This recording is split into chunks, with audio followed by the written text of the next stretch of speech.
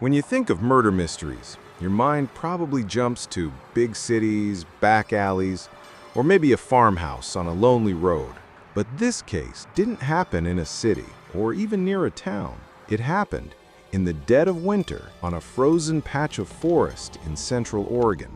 The story is known today as the Lava Lake Murders. 3 men went into the wilderness to trap furs in 1924. They never came out alive. What makes this story chilling isn't just the brutality of the murders, but the silence that followed. No trial, no closure, just bodies found beneath the ice. It was the dead of winter, January 1924, in the isolated forests of Central Oregon. Snow covered everything for miles, muffling sound, freezing the ground solid, and cutting off the outside world. For 3 men, Edward Nichols, Roy Wilson, and Dewey Morris, this brutal wilderness wasn't just a backdrop. It was home, at least for the season. They were fur trappers, working the frozen expanse of Deschutes National Forest. Their camp sat near a place called Lava Lake, a remote, icy patch of wilderness ringed by thick trees and volcanic rock. It wasn't the sort of place you stumbled upon. You had to know where you were going. These weren't beginners. Edward, the oldest at 50, had a reputation as a steady worker, the sort who knew the rhythms of the land. Roy was younger, in his 30s, and Dewey, only 25, was still full of the kind of energy you need to survive those winters. The 3 men had spent weeks setting traps, collecting pelts, and surviving together in a cabin that most of us today would last only a night in. For their friends back in town, the trappers' long absences were nothing unusual. They knew the men could be gone for months at a time, but by April, when winter had started to loosen its grip, something felt wrong. The men hadn't been seen. No furs had come to market, and there was silence, where usually someone would have at least checked in.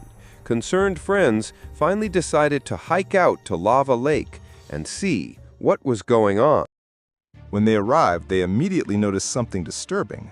The cabin was quiet, too quiet. Inside, the men's supplies were scattered, but not in disarray. It didn't look like anyone had packed up and left. Food was still there, gear was still there, but the trappers themselves were missing. Then came the discovery that would turn this from simple worry into a nightmare. On the frozen surface of Lava Lake, searchers found a large hole cut through the ice. It wasn't the kind of hole you'd use for fishing. It was big, jagged, unnatural. And when they looked inside, they saw something that chilled them more than the winter air ever could. Bodies trapped beneath the ice. Edward Nichols, Roy Wilson, and Dewey Morris had been murdered. When authorities pulled the bodies from the lake, the brutality of what had happened became clear. Each man had been shot. Some had skull fractures, evidence of being bludgeoned. These weren't accidents. This wasn't exposure or a wild animal. Someone had gone out there in the middle of a frozen forest and killed all 3.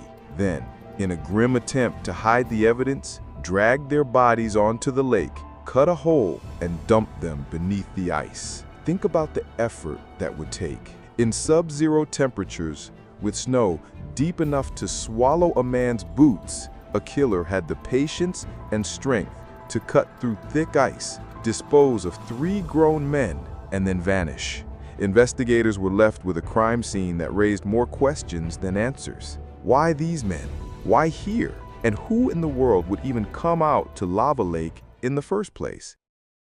When investigators began piecing together what little evidence they had from Lava Lake, one name kept circling back: Charles Kimsey. Kimsey wasn't some nameless drifter. He was already known to law enforcement.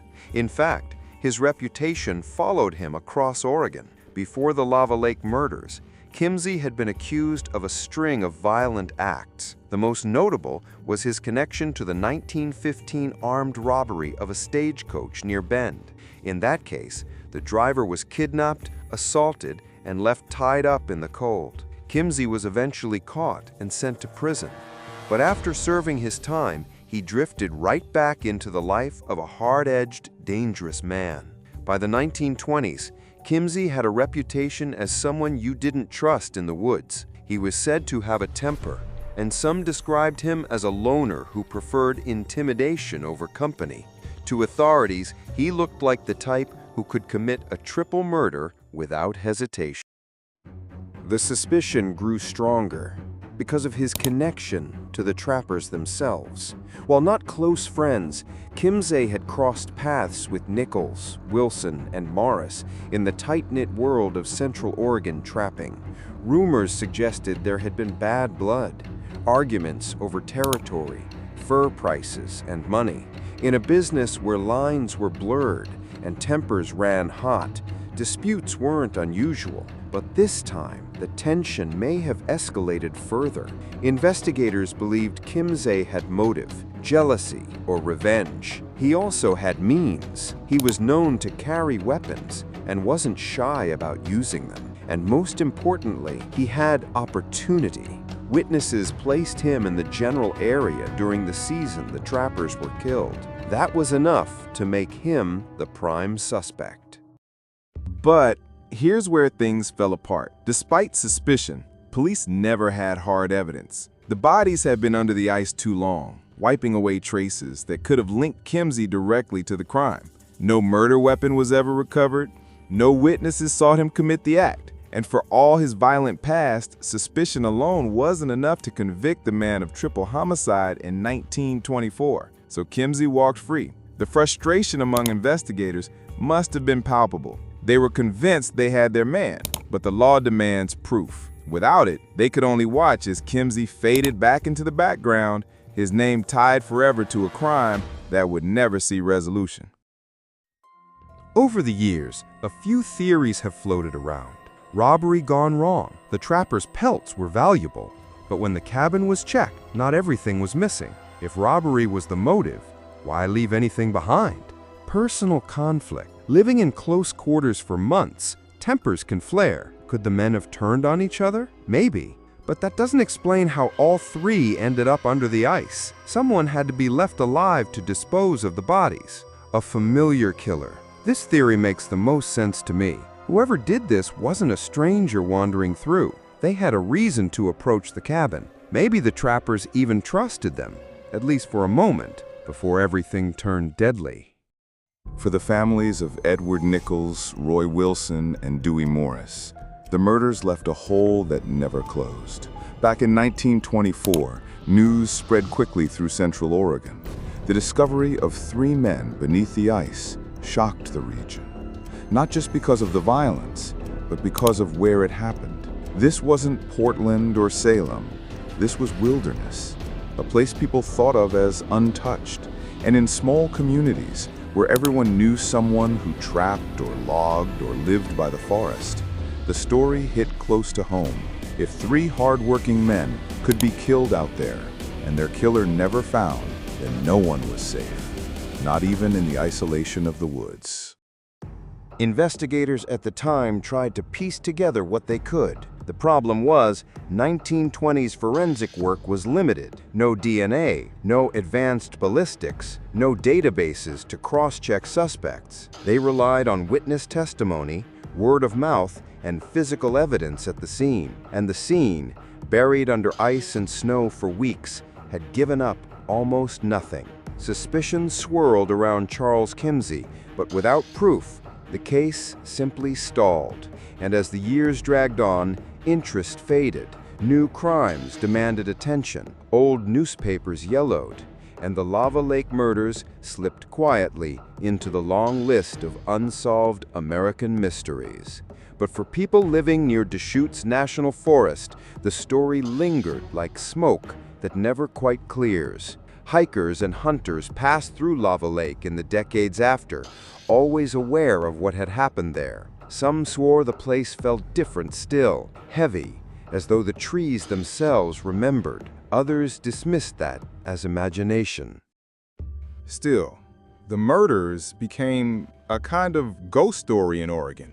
Parents warned their kids not to wander too far. Trappers and outdoorsmen spoke of it around fires. And each winter, When the lake froze solid, locals couldn't help but think of those 3 bodies once trapped beneath the surface. Even today, nearly a century later, the Lava Lake murders carry weight. Historians revisit the case. True crime enthusiasts debate Kimsey's guilt. And every so often, someone asks whether the truth might still be buried out there, hidden in a file, a forgotten witness account, or even beneath the ice itself. What makes the aftermath so unsettling is how ordinarily life moved on. Families grieved, but there was no justice.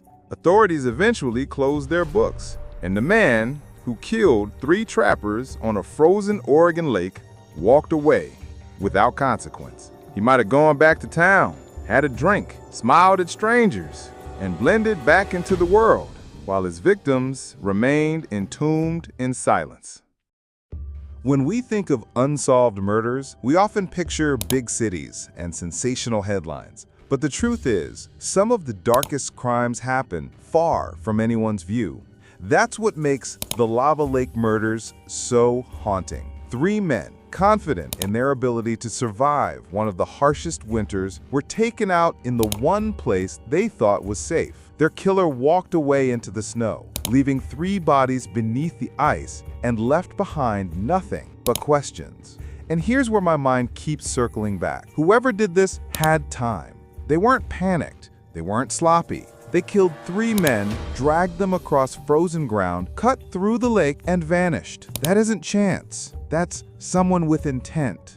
Nearly 100 years later, the murderer's name remains a mystery. Maybe it really was Kimsey. Maybe it was someone else, we'll never know. But one thing's certain. In January 1924, someone stood on the ice of Lava Lake, shoved 3 men beneath its frozen surface, and walked away without ever being caught.